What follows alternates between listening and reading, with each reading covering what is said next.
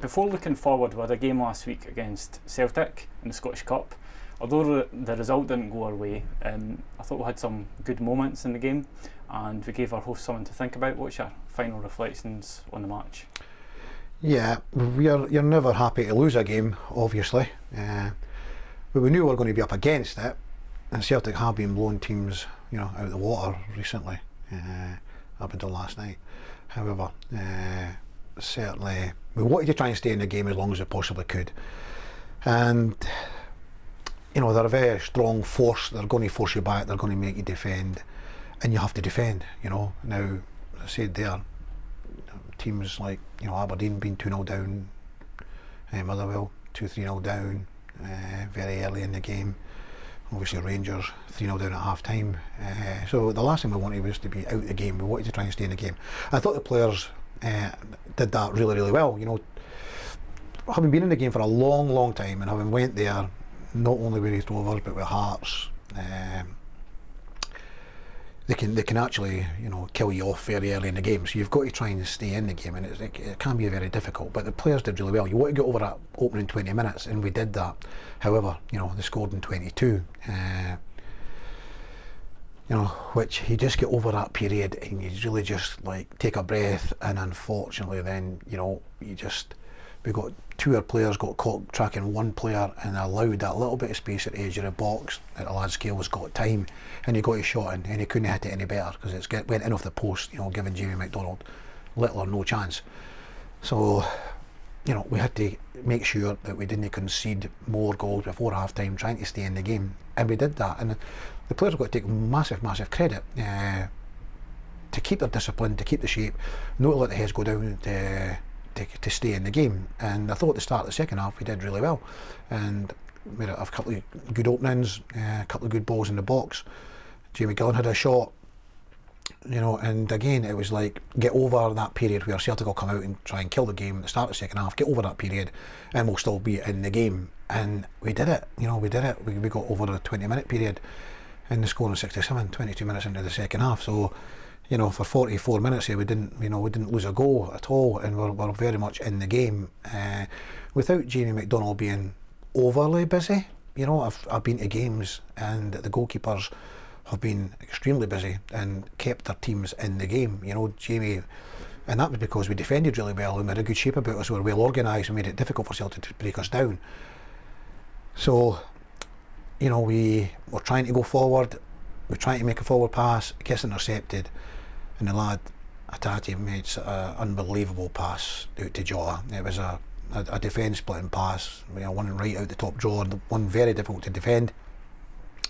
And of course he plays the ball right across the face of the goal very early, and the big striker Gakamakis gets a chance to make it 2-0. So we're not out of it, but unfortunately losing the third goal within a few minutes after it from a set play, which was really disappointing to lose a goal from a corner kick. We spoke very much about that, no losing cheap goals, and if they're going to score, let's make them play to score a goal, let's make them cut us open, so to speak, like the second goal. Not an awful lot you can do about that, but cheap goal, third goal. And I think we're a bit unfortunate with the penalty. They get a penalty, we don't get a penalty. There's a penalty claim in the first half, which I think all the pundits that were presenting the game on television and whatever channel you were looking at or listening to all said it was a penalty.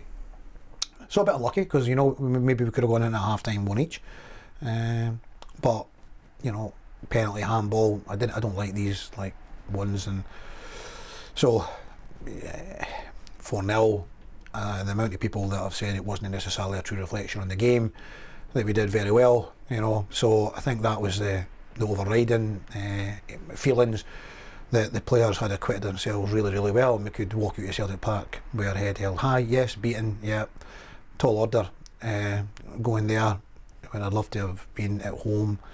Astro might have just caused them one or two, in a little bit tighter pitch, might have caused them one or two more problems, but it is what it is. I think again we've had a reasonably decent cup run. If we could have avoided them, every team, every other team in Scotland wants to avoid Celtic and Rangers, because they're so strong, and just if we could have avoided them. But guys went and acquitted themselves really, really well. Good spirit, great spirit for the team sticking together. passing the ball in moments that we could. So yeah, obviously no doing cartwheels, but you know, at the same time, credit deserved and credit given. The fans were fantastic. You know, the fans were amazing. Long before even the kick-off, way before, but before the warm up, as soon as the fans got in the stadium, they were singing from start to finish. And you know, it was brilliant to hear them. You know, on a day where you know the Green Brigade weren't there, so you know our fans were heard loud and clear for everyone to hear. And enormous credit to everyone that went along. It was a horrible day, and for us to have about 1,200 fans there was fantastic, absolutely fantastic. We thank each and every one of them for making the effort to go along, and for the backing and the support that they gave to the team, the players, staff, everyone at the football club. Really appreciate it. I mean, during the game we brought on a substitute, Sean Mackey, who's signed on loan from Hibs. Can you tell us a wee bit about how that deal sort of came about and what he's going to bring to the squad? Yeah, well, obviously we weren't really looking to bring in a defender. It all came down to Tom Lang doing his cruciate. It came down to that reason.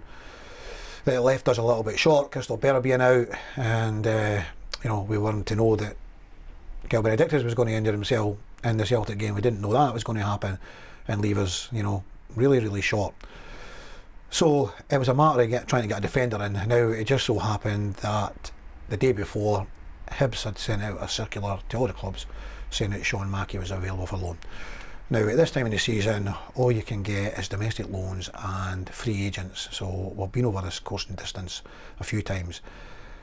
Sean is a former player. He's a defender. He can play in one or two different positions, and of course so can Liam Dick. So he is a left back, but we played Hibs 2-3 weeks ago now in a bounce game down at Trinent, and Sean played left centre back. Ryan Porteous played in the middle, and he played to the left of three central defenders.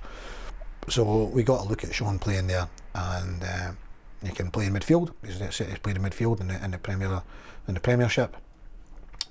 So other than someone like Sean, you're probably getting a young boy who's not got any experience whatsoever, and you know, so it was kind of no-brainer to bring somebody in, a defender, not necessarily like an out-and-out central defender. It was just trying to get someone who could come in, we can shuffle the pack a little bit in different areas to make it kind of work, and that's what we'll do. You know, he's been out injured for some time, but you know, he's been back for a while down at Hibs training, playing, and he comes here. His contract's up at the end of the season. He's got an opportunity here to impress us or impress, you know, someone else. He's in the short window. It's up to him to go and perform, get an opportunity if he can, and go and grab it, you know, take it by the scruff of the neck. This weekend sees us return to Rugby Park to face Kilmarnock. We've played them twice already this season, beat them twice. Since then they've had a new manager come in, a lot of new faces. What sort of challenge do you see happening on Saturday? Yeah, you're right. Big changes from when we played them. New management team, whole new management team, and Derek's been busy in January bringing in a lot of players. So yeah, there's still a lot of the same players there though as well. You know, obviously they brought in Lafferty, who's, you know, a big striker, goal scorer. So he's obviously got a threat there, big threat there for all the teams in the league now. You know, the Pars found that out last week. He's got to sell a couple of goals there, a couple of good goals, so he'll be confident. We're obviously going to have to deal with that, and we need to be at our best. You know, we've been working hard enough, we've been doing a lot of right things, not just quite getting the breaks, but we need to try and turn the breaks, you know, and get the breaks going for us. So we, again, we've watched them playing, we kind of know what they're going to do. We have to look at how we're going to go about the game, how we're going to plan for the game, prepare for the game as we've done this week, look to implement our game, look to get the better over the course of the 90-minute game. You know, they came back from being behind last week, so they've obviously got a bit of resilience about them. We need to be focused, we'll need to defend the box, but we need to pass the ball, because that's what we do. We pass the ball. We want to be everyone wanting the ball, everyone taking part, everyone being positive, getting ourselves forward, getting numbers forward, getting bodies in the box, taking opportunities, getting opportunities, making opportunities, and hopefully taking them, making sure we don't get caught in counter-attacks, all the things that you want to win a football match. We need to manage the game at times, all these things is the package you win in a football game, and that's what we want to do. It's been a wee while since we won a league game. In fact, if my memory serves me right, it was probably Kilmarnock. That was the last time we won, which too long ago, but everyone is giving everything. They've got all the confidence in the world in the players. We have not been doing an awful lot wrong, but we've not quite been getting a wee break up top, and maybe just losing a little goal here that maybe stopped us getting a win. We've been in front, in games, just maybe no seen it out. So Morton, we're ahead against Morton, ahead against Queens, so we're looking just to get a wee break and get a win going, boost ourselves and get the league campaign up and running again. You mentioned Kyle Benedictus going off from the Celtic game. What is the situation with Kyle, and are there any other sort of players nearing a return that's been out of action? Kyle has got this little hamstring that he's had, I think it might have been I can't remember, but he came off in a game not so long ago and he was out for 2-3 weeks. It's kind of like aggravated, the same injury, and you're probably looking at the same time scale. So that's a blow, yeah. Brad's a wee bit away yet, it's coming on, but a little bit away. Obviously Lewis and Tom are, long-term injuries unfortunately. As I said earlier in the week, Crystal's 50-50, so we'll give him to the last minute to see if he can make it. I'll go back to something else you said earlier on, that was about the supporters. At the Kilmarnock game, there was a buoyant away support. I remember filming it from the stands and putting it on social media for everybody to see, but how influential are the supporters to the players sort of on and off the pitch? Massively, absolutely massively, yeah. I thought there's been a great connection between the fans and the players and the club, and obviously we want to continue that. I thought the part of Thistle game was amazing, although we lost the game and it was the last kick of the last touch of the ball in the game. I thought the fans were amazing in that game, and you're right, doing it Kilmarnock again. So the travelling away fans, absolutely magnificent. The guys at home, yeah, exactly that. We've been very, very fortunate that the fans have been in great voice all season. So we thank them enormously for that. We need your support. Without that we don't have a football club. So we need that support, and we I can only reinforce that everyone is doing their bit. Everyone's really trying hard to try and get a win and get back to winning ways. The league is so tight, there's still a lot of points to play for. Everything is possible, but we obviously want to try and do it sooner, rather than later. But they're difficult games, and they're difficult games. Every game is difficult. They're all teams at the lower end are all fighting and scrapping, and as it's been seen in a number of weeks now, taking points off the teams near the top. So we go into a game against a team above us, and we can make an impact in the game and make an impact in the league, and that's what we strive to do. It won't be easy, but everyone's sticking together, everyone battling a corner and getting a little bit of break, then we can certainly do it. Just a wee sort of question about the season so far, with reflection on it. How do you think it's went, the campaign, and also with the games remaining, is it a case of the old cliche of taking everyone as it comes, or you've got sort of set targets over a period of games? The season as a whole has been, first half was tremendous. First half difficult to get an awful lot better, considering we got beat in the League Cup by the winners, and who knows, we may possibly get beat by the winners of the Scottish Cup, which is difficult.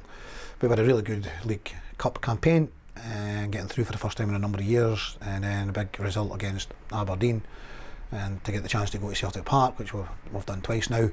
The league campaign started great, also picked up a right good number of points in the first and second quarter.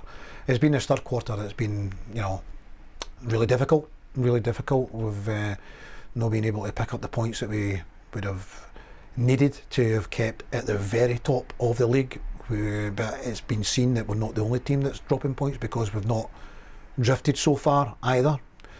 and that's because what I continue to repeat is that there's not an awful lot between the teams, and any team can beat the other team on any given day, and that's been happening a little bit more often. So there's a lot to play for.